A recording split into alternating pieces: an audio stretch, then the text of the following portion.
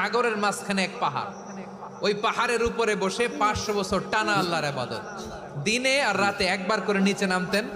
সেখানে আল্লাহ তাআলা পাথরের ভেতর থেকে তার জন্য মিঠা পানির ব্যবস্থা করে দিয়েছেন, আর একটা ডালিম গাছের ব্যবস্থা করে দিয়েছেন। সকালে নামলে একটা টসটসে ডালিম, রাতে নামলে টসটসে ডালিম। এগুলো খেয়ে খেয়ে 500 বছর সে আল্লাহর ইবাদত করেছে।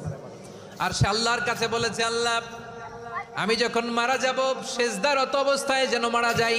ঠিকই আল্লাহ সেজদারত অবস্থায় সাইয়েদনা আজরাইলকে পাঠিয়ে দিলেন। সেজদারত অবস্থায় লোকটা মারা গেল। 500 বছর ইবাদতের পরে আল্লাহর দরবারে কিয়ামতের কঠিন ময়দানে যখন লোকটা হাজির হয়ে যাবে, আল্লাহ বলবেন আদখিলু আবদি আল জান্নাতা বিরহমাতি, আমার বান্দাকে আমার দয়া আমার ভালোবাসা দিয়ে জান্নাতে ঢুকায়া দাও।